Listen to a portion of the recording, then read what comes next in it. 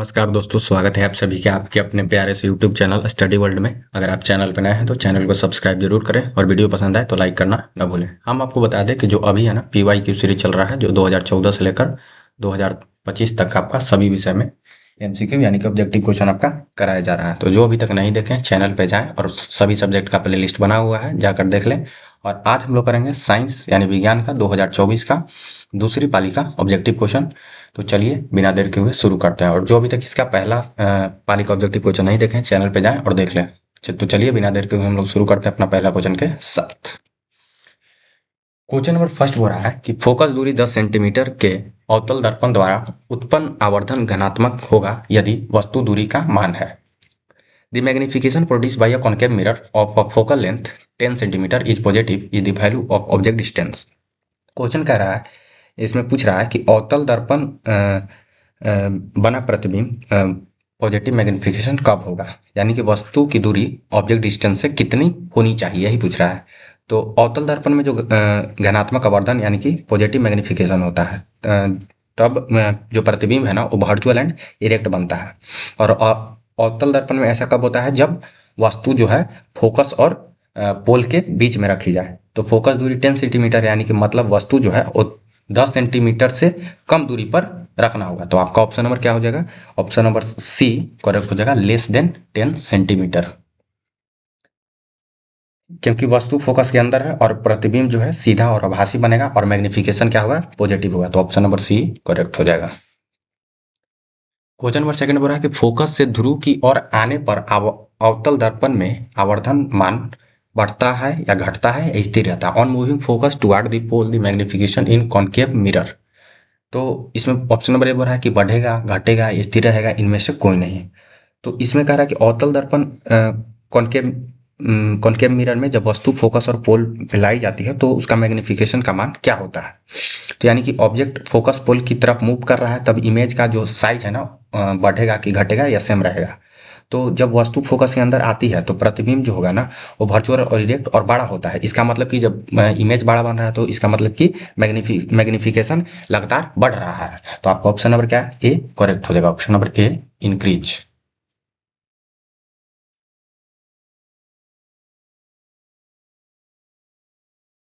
Question number third बोल रहा है कि जल विद्युत संयंत्र किस ऊर्जा का विद्युत ऊर्जा में रूपांतरित करता है। Which energy Dutch a hydro electric power plant convert into electrical energy. तो जल विद्युत संयंत्र किस ऊर्जा को विद्युत ऊर्जा में रूपांतरित करती है, तो पोटेंशियल एनर्जी यानी कि स्थिरता ऊर्जा में। तो आपका ऑप्शन नंबर सी करेक्ट हो जाएगा। ऑप्शन नंबर सी स्थिरता ऊर्जा यानी कि स्थितिज ऊर्जा यानी कि पोटेंशियल एनर्जी। क्वेश्चन नंबर 4 बोल रहा है कि तांबे की तार एक आयताकार कंडली किस चुंबकीय क्षेत्र में घूर्णी गति कर रही है। इसका जो कंडली में प्रेरित विद्युत धारा की दिशा में कितने परिभ्रमण के पश्चात परिवर्तन होता है। ए rectangular coil of a copper wire is rotated in a magnetic field, the direction of induced current in the coil changes after. तो ये जो क्वेश्चन बोल रहा है कि जो ए रेक्टेंगुलर कॉपर, तो पहले समझते हैं कि जब कुंडली चुंबकीय क्षेत्र में घूमती है तो उसमें अल्टरनेटिंग करंट यानी कि एसी करंट उत्पन्न होगा। एसी का मतलब होता है कि धारा की दिशा बदलती रहती है। हर आधे परिक्रमण यानी कि 180 डिग्री के बाद कुंडली की स्थिति जो होता है वो उल्टा हो जाता है, इसलिए चुंबकीय फ्लक्स की दिशा बदलती है और धारा की दिशा भी बदल जाती है। तो आपका जो इनमें से आपका ऑप्शन नंबर जो हो जाएगा इवरी मतलब कि आधा परिक्रमण पर चेंज होगा। तो आपका ऑप्शन नंबर बी करेक्ट हो जाएगा। Option number B every half rotation, option number B. Question number 5 हो रहा है कि एक अवतल दर्पण के प्रधान अक्ष पर चलती चींटी की प्रतिबिंब सीधा है तथा बढ़ता जा रहा है। तो चींटी की गति की दिशा है। The image of an ant is concave mirror is erect and increasing as the ant move along the principal axis, the direction of motion of the ant is। तो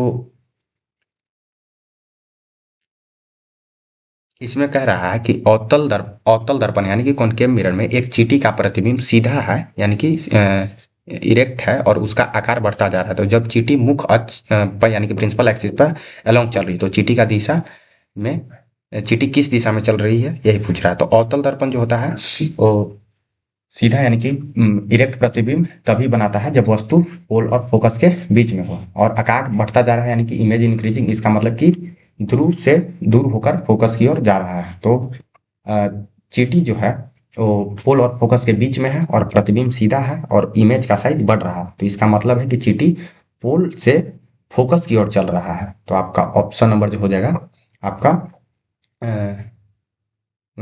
सी करेक्ट हो जाएगा, पोल टू फोकस, ध्रुव से focus की ओर, option number C. Question number 6 बोल रहा है कि आंख की लेंस वक्रता त्रिज्या को नियंत्रित करती है। तो आंख की लेंस वक्रता त्रिज्या को नियंत्रण करती है, तो कौन नियंत्रण करता है? तो ऑप्शन नंबर ए बोल रहा है रेटिना, ऑप्शन नंबर बी बोल रहा है कि इरिश, और ऑप्शन नंबर सी बोल रहा है पीपुल, पुतली, ऑप्शन नंबर डी बोल रहा है सिलियरी मसल। तो आंख का जो लेंस की वक्रता त्रिज्या को नियंत्रित करता है वो सिलियरी मसल करता है, तो आपका ऑप्शन नंबर जो हो जाएगा डी करेक्ट हो जाएगा, option number D. Question number 7 बोल रहा है कि कुछ बादलों के रंग उजाला क्यों होते हैं? Why is the colour of some cloud white? तो कुछ बादलों का रंग उजला क्यों होते हैं? तो परिकर्णन के कारण, ड्यू टू स्केटरिंग, तो आपका ऑप्शन नंबर जो हो जाएगा बी करेक्ट हो जाएगा, ऑप्शन नंबर बी स्केटरिंग। क्योंकि क्लाउड जो है ना वो भी बना हुआ रहता है टीनी वाटर ड्रॉपलेट से, आइस क्रिट, और इसका मतलब जो साइज होता है वो वेरियस साइज में होता है। तो आपका ऑप्शन नंबर जो हो जाएगा, इसमें जब स्केटरिंग होता है तो कुछ क्लाउड का कलर व्हाइट रहता है, तो आपका ऑप्शन नंबर जो हो जाएगा सी करेक्ट हो जाएगा। ऑप्शन क्वेश्चन नंबर 8 बोला कि प्रतिरोध का एसआई मात्रक होता है, the SI unit of resistance is. तो एसआई यूनिट ऑफ रेजिस्टेंस क्या होता है? तो ओम होता है, तो आपका ऑप्शन नंबर सी करेक्ट हो जाएगा, option number C. Question number 9 बोल रहा है कि ओजोन परत का अवक्षय करता है, depletion of ozone layer is due to. तो ओजोन परत का अवक्षय करता है chlorofluorocarbon, chloro CFC stand for chlorofluorocarbon, this chemical, जो इसका में केमिकल होता है वो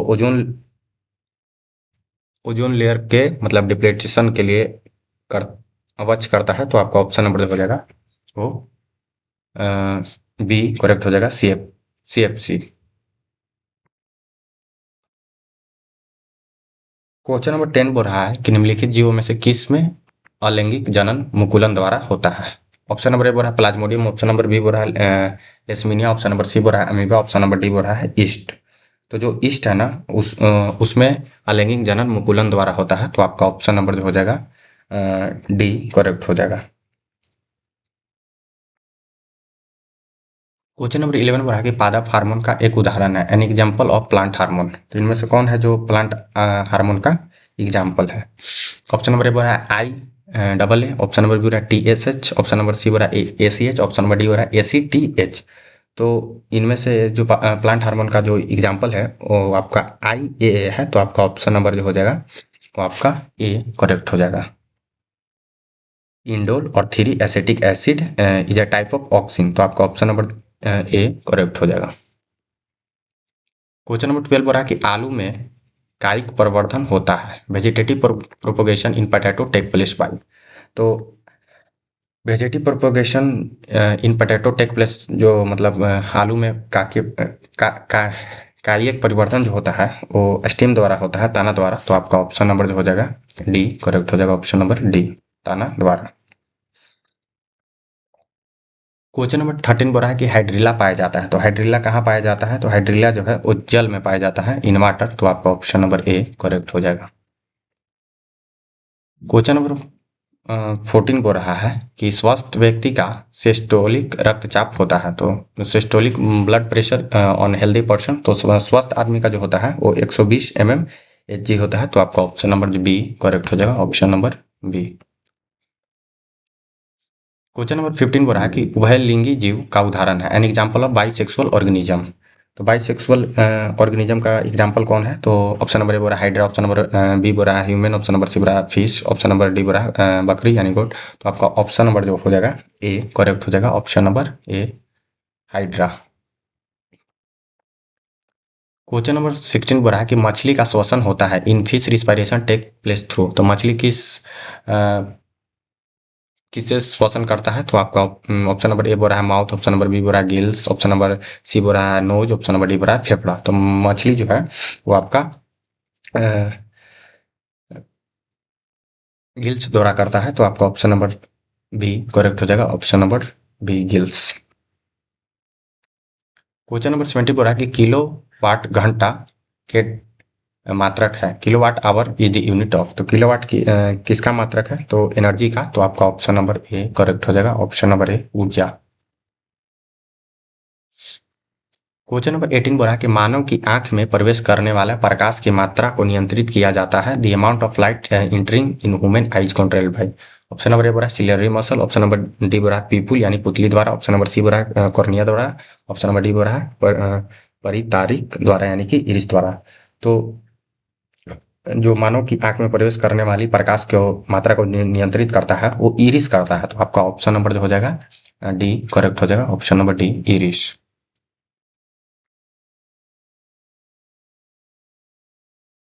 क्वेश्चन नंबर 19 बोल रहा है कि कौन सा परंपरागत ऊर्जा स्रोत है? Which is the conventional source of energy. तो जो कन्वेंशनल सोर्स ऑफ एनर्जी है वो बायोमास है, जैव मात्रा। तो आपका ऑप्शन नंबर सी करेक्ट हो जाएगा, option number C. Question number 20 बोल रहा है कि किसी कोष में इलेक्ट्रॉनों की अधिकतम संख्या होती है। The maximum number of electron in a cell. तो मैक्सिमम नंबर ऑफ इलेक्ट्रॉन कितना होता है एक सेल में? तो 2n²। तो आपका ऑप्शन नंबर जो हो जाएगा सी करेक्ट हो जाएगा, option number C. Question number 21 बोल रहा है कि कौन सा हाइड्रोकार्बन सबसे सरल यौगिक है? तो कौन सा हाइड्रोकार्बन सबसे सरल और यौगिक है? ऑप्शन नंबर ए बोल रहा है मीथेन, ऑप्शन नंबर बी बोल रहा है प्रोपेन, ऑप्शन नंबर सी बोल रहा है ब्यूटेन, ऑप्शन नंबर डी बोल रहा है इथेन। तो मीथेन जो है CH4 सबसे सरल हाइड्रोकार्बन है क्योंकि इसमें केवल एक कार्बन परमाणु होता है और 4 हाइड्रोकार्बन परमाणु होता है। तो आपका ऑप्शन नंबर जो हो जाएगा ए करेक्ट हो जाएगा, ऑप्शन नंबर ए मीथेन। क्वेश्चन नंबर 22 बोल रहा है कि निम्न में से किस धातु को गलनायक सबसे कम होता है? Which of the flowing metal has a lowest melting point. तो निम्न में से किस धातु का गलनायक सबसे कम होता है? तो आपका सोडियम जो है इसका गलनायक सबसे कम होता है। तो आपका ऑप्शन नंबर जो हो जाएगा ए करेक्ट हो जाएगा, ए ने ऑप्शन नंबर ए। सोडियम का जो गलनायक होता है वो 97.8 डिग्री सेल्सियस होता है। तो आपका ऑप्शन नंबर ए करेक्ट हो जाएगा। क्वेश्चन नंबर 23 बोल रहा है कि सोना का परमाणु संख्या है the atomic number of gold etch. तो सोना का परमाणु संख्या कितना होता है? तो आपका 79 होता है। तो आपका ऑप्शन नंबर सी करेक्ट हो जाएगा, option number C. Question number 24 बोल रहा है कि निम्नलिखित में से कौन लवण है? Which of the following is salt. इनमें से कौन है जो साल्ट है? तो HCl जो है तो ये एसिड है और NH4OH है जो एक दुर्बल क्षार है और NOH है जो एक प्रबल क्षार है। तो आपका बच गया K2SO4। तो ये जो है पोटेशियम सल्फेट एक लवण है यानी कि साल्ट है। तो आपका ऑप्शन नंबर जो हो जाएगा डी करेक्ट हो जाएगा, option number D. Question number 25 बड़ा कि पौधों में वायवीय भाग से जल का स्टोमाटा द्वारा वाष्प के रूप में निष्कासन कहलाता है। तो the exclusion of water through stomata in the form of vapour from the aerial part of the plant is known as. तो जब पौधों में ये भागों से जल का स्टोमाटा द्वारा वाष्प के रूप में जो निकलता है तो उसको हम लोग ट्रांसपीरेशन बोलते हैं। क्या बोलते हैं? ट्रांसपीरेशन। तो आपका ऑप्शन नंबर बी करेक्ट हो जाएगा, वाष्प तो सर्जन, option number B. Question number 26 बड़ा कि बाघ उपभोक्ता है the tiger is the consumer of. तो टाइगर बाघ उपभोक्ता है। तो बाघ कैसा उपभोक्ता है? तो बाघ जो है वो हर ट्रॉपिक लेवल है। तो आपका ऑप्शन नंबर जो हो जाएगा वो सी करेक्ट हो जाएगा, ऑप्शन नंबर सी।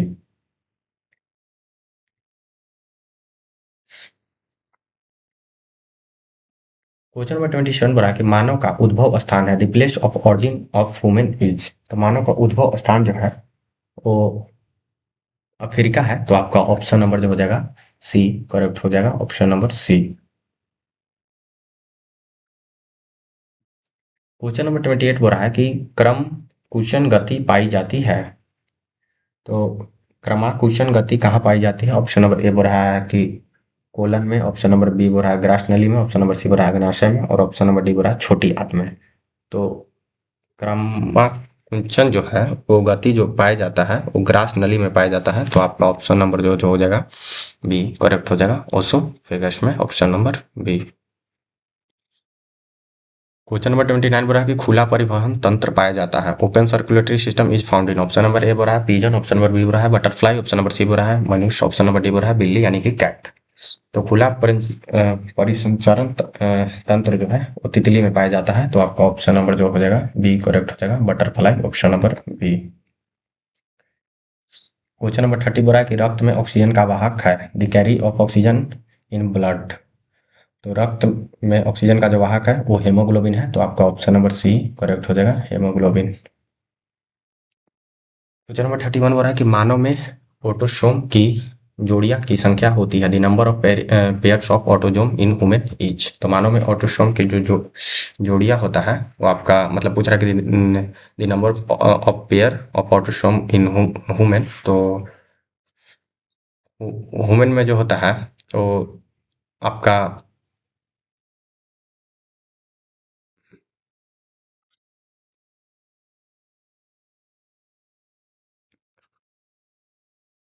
तो आपका क्या हो जाएगा 22 पेयर होता है। तो आपका ऑप्शन नंबर डी करेक्ट हो जाएगा, option number D. Question number 32 बोल रहा है कि प्रकाश संश्लेषण के लिए दृश्य प्रकाश स्पेक्ट्रम का सबसे प्रभावी रंग है, the most effective colour visible light spectrum from photosynthetics is.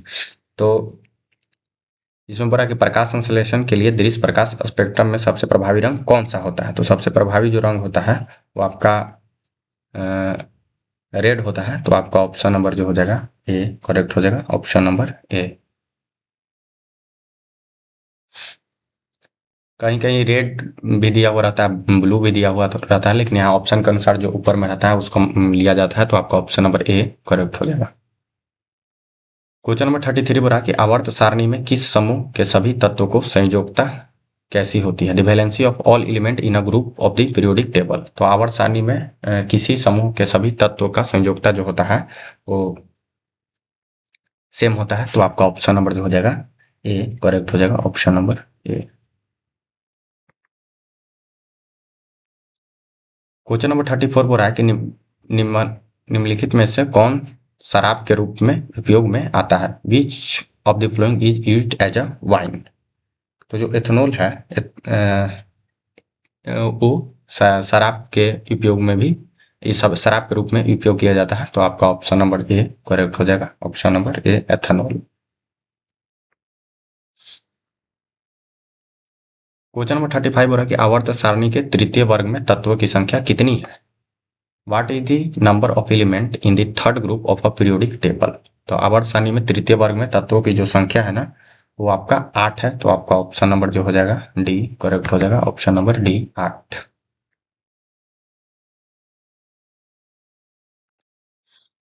Question number 36 बोल रहा है कि सौर सेल में किसका उपयोग होता है, which is used in a solar cell. तो सोलर सेल में जो यूज होता है ना है, ऑप्शन नंबर ए बोल रहा है यूरेनियम, ऑप्शन नंबर बी बोल रहा है प्लास्टिक, ऑप्शन नंबर सी बोल रहा है सिलिकॉन, और ऑप्शन नंबर डी बोल रहा है प्लूटोनियम। तो सोलर सेल में जो यूज होता है वो सिलिकॉन होता है। सिलिकॉन जो है सेमीकंडक्टर होता है। तो आपका ऑप्शन नंबर जो हो जाएगा वो आपका सी करेक्ट हो जाएगा। सोलर सेल जो है कन्वर्ट करता है लाइट को, कन्वर्ट लाइट इनटू इलेक्ट्रिसिटी में। तो आपका ऑप्शन नंबर जो हो जाएगा सी करेक्ट हो जाएगा, सिलिकॉन। क्वेश्चन नंबर 37 बोल रहा है कि एक तत्व का इलेक्ट्रॉनिक विन्यास जो है 287 है, तो इसका तत्व का परमाणु संख्या क्या होगा। तो इसमें जो the electronic configuration of element 287, तो what is the atomic number of element. तो इसको सेल के अनुसार 287 है। तो आपका इसको सम करना आपका 17 होगा। तो आपका ऑप्शन नंबर जो हो जाएगा सी करेक्ट हो जाएगा, option number C.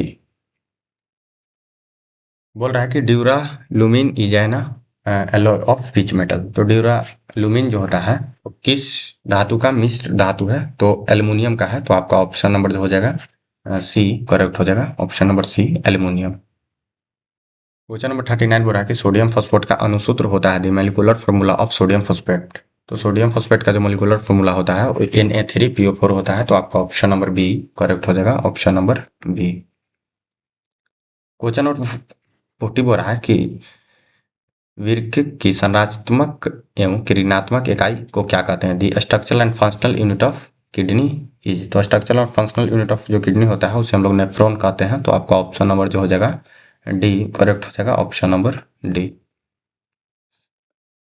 Question number 41 बोल रहा है कि पवन विद्युत जनित्र में पवन की चाल कम से कम कितनी होनी चाहिए? What should the minimum speed of wind in a wind electric generator. तो मिनिमम कितना स्पीड होना चाहिए? तो 15 किलोमीटर पर आवर। तो आपका ऑप्शन नंबर सी करेक्ट हो जाएगा, option number C. Question number 42 बोल रहा है कि विभक्त वलय प्रयुक्त होता है a split ring is used in. तो स्प्लिट रिंग जो यूज्ड होता है वो आपका मोटर में होता है, डीसी मोटर में। तो आपका ऑप्शन नंबर जो हो जाएगा बी करेक्ट हो जाएगा, option number B. Question number 43 बोल रहा है कि धात्विक चालकता पदार्थ के अंदर किस कण की गति पर आश्रित है? Metallic conduction is a based on motion of which particle in a material.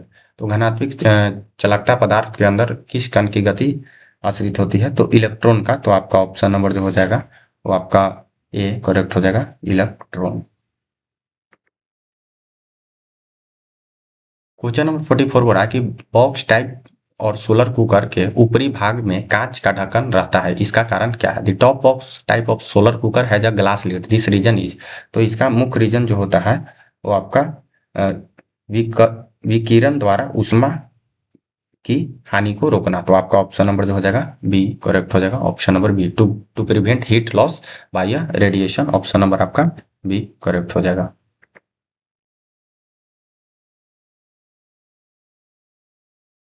Question number 46 बोल रहा है कि घरेलू विद्युत परिपथ में प्रत्यावर्ती धारा किस की आवर्ती होती है? The frequency of alternating current in a household electric circuit is. तो घरेलू में जो होता है वो 50 हर्ट्ज होता है। तो आपका ऑप्शन नंबर जो हो जाएगा ए करेक्ट हो जाएगा, ऑप्शन नंबर ए। क्वेश्चन नंबर 47 बोल रहा है कि निम्नलिखित में किसका अपवर्तक सबसे कम होता है? Which of the following has a lowest refractive index. तो इनमें से सबसे लोएस्ट रिफ्रैक्टिव इंडेक्स किसका होता है? तो लोएस्ट रिफ्रैक्टिव इंडेक्स जो होता है ऑप्शन नंबर ए बोल रहा है तारपीन, ऑप्शन नंबर बी बोल रहा है बेंजीन, ऑप्शन नंबर सी बोल रहा है पानी और ऑप्शन नंबर डी बोल रहा है केरोसिन। सबसे लोएस्ट रिफ्रैक्टिव इंडेक्स जो होता है वो पानी का होता है। तो आपका ऑप्शन नंबर सी करेक्ट हो जाएगा। क्वेश्चन नंबर 48 बोल रहा है कि एक साधारण प्रिज्म कितने सतहों से घिरा होता है? तो एक साधारण प्रिज्म जो है ना वो 5 सरफेस से घिरा हुआ होता है। तो आपका ऑप्शन नंबर सी करेक्ट हो जाएगा, 5 सरफेस से। बोल रहा है कि विरकक सहायता प्रदान करता है किडनी हेल्प सिन। तो किडनी किस में हेल्प करता है? एक्सक्रीशन में। तो आपका ऑप्शन नंबर सी करेक्ट हो जाएगा, उत्सर्जन में, option number C. Question number 50 बोल रहा है कि प्रकाश संश्लेषण होता है फोटोसिंथेटिक्स टेक प्लेस ड्यूरिंग। तो सिंथेटिक कब करता है? ऑप्शन नंबर ए बोल रहा है सुबह शाम, ऑप्शन नंबर बी बोल रहा है केवल दिन, ऑप्शन नंबर सी बोल रहा है दिन रात और ऑप्शन नंबर डी बोल रहा है केवल रात में। तो फोटोसिंथेटिक जो होता है वो केवल दिन में होता है। तो आपका ऑप्शन नंबर जो हो जाएगा वो बी करेक्ट हो जाएगा, day only, option number B. Question number 51 बोल रहा है कि सिनैप्टिक नोब पाया जाता है। तो सिनैप्टिक नोब जो है ना वो कहाँ पाया जाता है? तो आपका नेफ्रॉन में, तो सॉरी न्यूरॉन में। तो आपका ऑप्शन नंबर डी करेक्ट हो जाएगा, न्यूरॉन।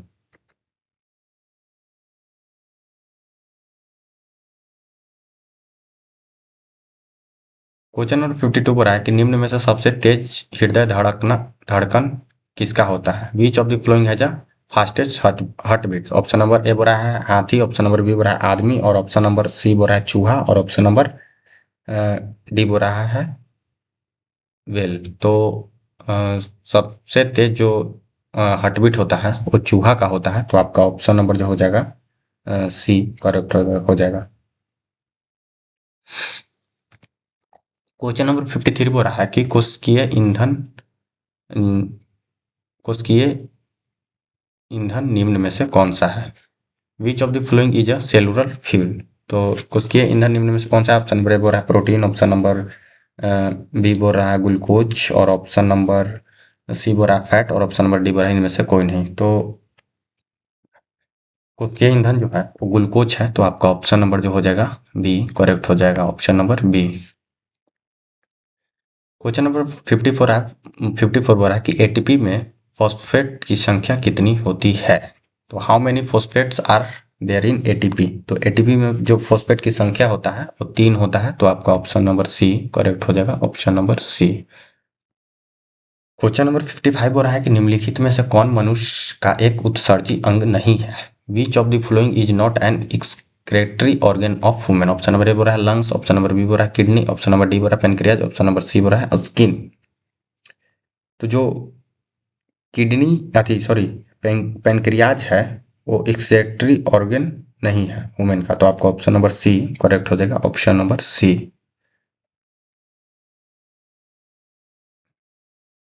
क्वेश्चन नंबर 56 बोल रहा है कि सबसे छोटी आंतस्रावी ग्रंथि है, the smallest endocrine gland is. तो सबसे छोटी जो है वो आपका ऑप्शन नंबर ए बोल रहा है adrenal gland, option number B बोल रहा है thyroid gland, option number C बोल रहा है पीनल ग्लैंड, और ऑप्शन नंबर डी बोल रहा है इनमें से कोई नहीं। तो सबसे छोटी जो ग्रंथि है वो पीनल ग्लैंड है, तो आपका ऑप्शन नंबर जो हो जाएगा वो आपका सी करेक्ट हो जाएगा, option number C. Question number 57 बोल रहा है कि सभी अम्ल जल में घुलकर प्रदान करते हैं, all acid dissolve in water to give.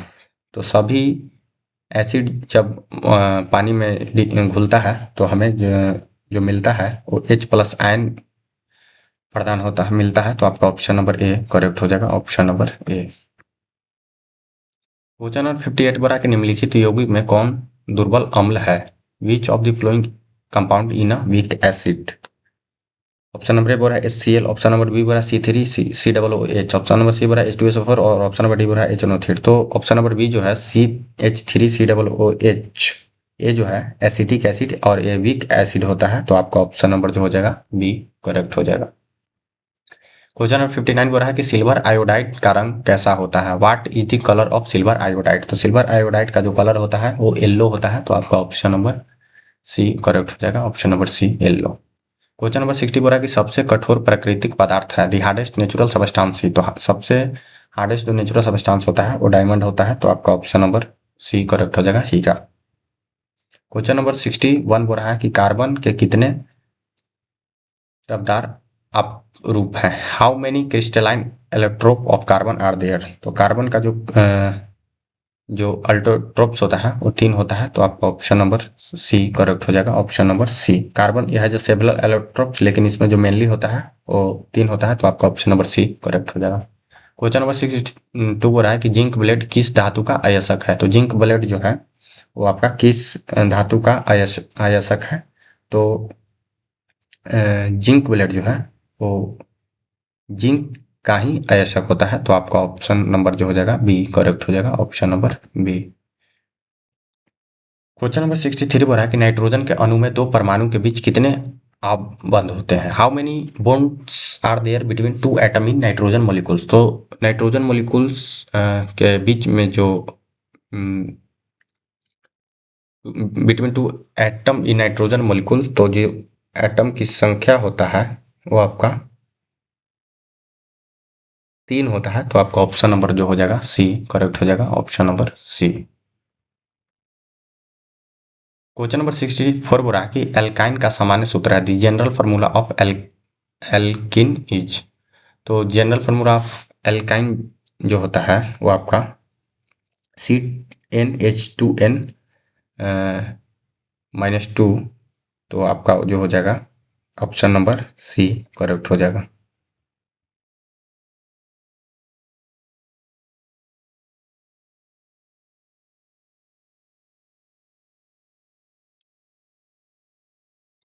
Question number 65 बोल रहा है कि सामान्य नेत्र के लिए दूरबिंदु है, the far point of the normal vision. तो सामान्य नेत्र के लिए जो दूरबिंदु है वो आपका जो है वो इन्फिनिटी है, तो आपका ऑप्शन नंबर जो हो जाएगा डी करेक्ट हो जाएगा, option number D infinity. Question number 66 बोल रहा है कि यदि किसी बिंब का प्रतिबिंब का आवर्धन ऋणात्मक है तो उस प्रतिबिंब की प्रकृति क्या होगी। What will the nature of image of an object magnification of image is negative. तो उसका जो इमेज जो होगा वो रियल एंड इन्वर्टेड होगा। तो आपका ऑप्शन नंबर डी करेक्ट हो जाएगा। ऑप्शन नंबर डी वास्तविक और उल्टा। क्वेश्चन नंबर 67 बोला कि प्रकाश का परावर्तन के कितने नियम होते हैं। तो how many laws of reflection light are in there. तो आप इसका 2 होता है। तो आपका ऑप्शन नंबर बी करेक्ट हो जाएगा। तो क्वेश्चन नंबर 68 बोल रहा है कि एक किरण प्रकाश समतल दर्पण पर लंबवत पड़ती है तो परावर्तन का कोण होगा। A ray of light incident perpendicular to a plane mirror the angle of reflection will be. तो एंगल ऑफ रिफ्लेक्शन जो होता है वो 0 डिग्री होता है। तो आपका ऑप्शन नंबर जो हो जाएगा डी करेक्ट हो जाएगा। Option number D. Question number 69 बोल रहा है कि वायुमंडल में प्रकाश का कौन सा रंग अधिक परिकरण करता है। What which colour of light scattered more in atmosphere. तो एटमोस्फेयर में जो लाइट जो सबसे ज्यादा स्कैटर करता है वो ब्लू करता है। तो आपका ऑप्शन नंबर जो हो जाएगा डी करेक्ट हो जाएगा। Option number D. Question number 70 बोल रहा है कि converging lens in air is. Converging lens बोल रहा है वायु में अभिसारी लेंस है। तो वायु में जो अभिसारी लेंस है वो आपका कॉन्वेक्स लेंस ऑफ ग्लास, कांच का उत्तल लेंस। तो आपका ऑप्शन नंबर जो हो जाएगा सी करेक्ट हो जाएगा। Option number C. Question number 71 बोल रहा है कि यदि अवतल दर्पण का निचला आधा भाग टूट जाए तो प्रतिबिंब कैसा होगा। In the lower half of a concave mirror get broken then the image is. तो यदि अवतल दर्पण का निचला आधा भाग टूट जाए तो जो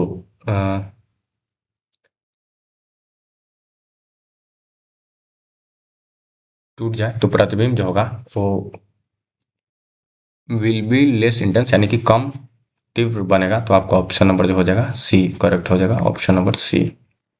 क्वेश्चन नंबर 72 बोल रहा है कि जब प्रकाश की किरण हवा यानी कि विरल माध्यम से कांच संघन माध्यम में जाती है तो वह मुड़ जाती है। When a ray of light travel from air rare medium to glass denser medium to bend. तो जब प्रकाश की किरण हवा यानी विरल माध्यम से कांच यानी सघन माध्यम में जाती है तो वह मुड़ जाता है कैसा। तो टुवार्ड नॉर्मल। तो आपका ऑप्शन नंबर जो हो जाएगा बी करेक्ट हो जाएगा। अभिलंब की ओर। तो आपका ऑप्शन नंबर बी करेक्ट हो जाएगा टुवार्ड नॉर्मल। क्वेश्चन नंबर 73 बोला कि प्राकृतिक स्रोत के रूप में ऑक्सिलिक अम्ल पाया जाता है। Which one of the following is a natural source of oxalic acid.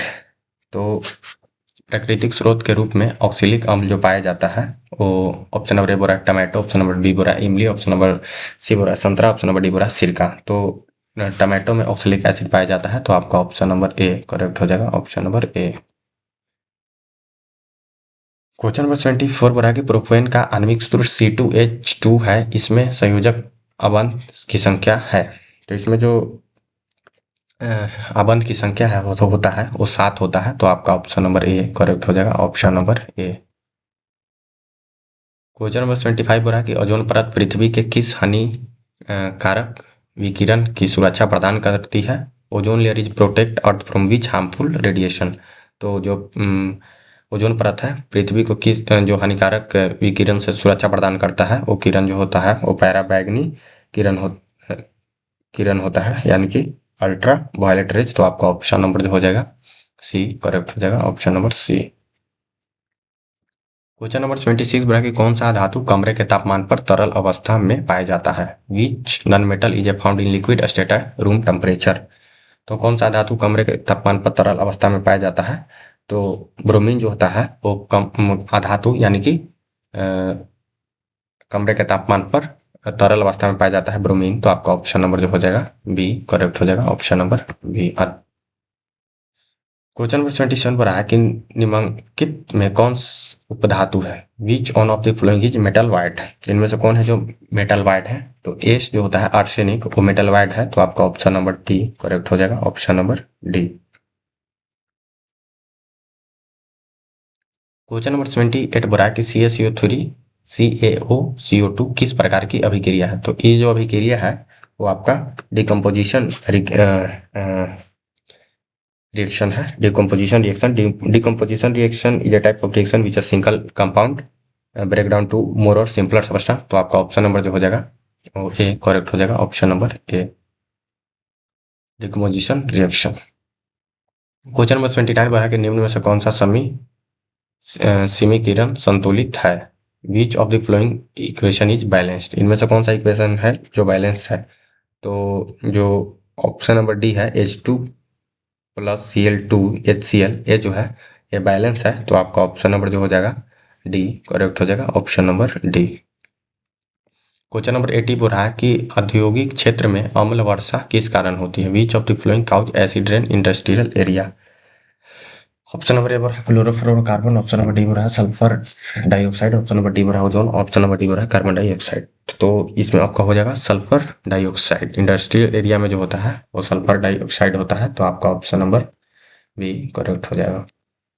चलिए, तो धन्यवाद। आपका साइंस का 2024 का दूसरी पाली का ऑब्जेक्टिव क्वेश्चन कंप्लीट हो गया। तो फिर मिलते हैं साइंस का 2025 का प्रथम पाली का ऑब्जेक्टिव क्वेश्चन में, और हम इसको शॉर्ट में करवाएं क्योंकि आपका एग्जाम जो है वो बहुत नज़दीक है। तो चलिए, वीडियो अच्छा लगा तो वीडियो को लाइक जरूर कीजिए और चैनल को सब्सक्राइब कीजिए। तो फिर मिलते हैं नेक्स्ट वीडियो में, तब तक के लिए धन्यवाद।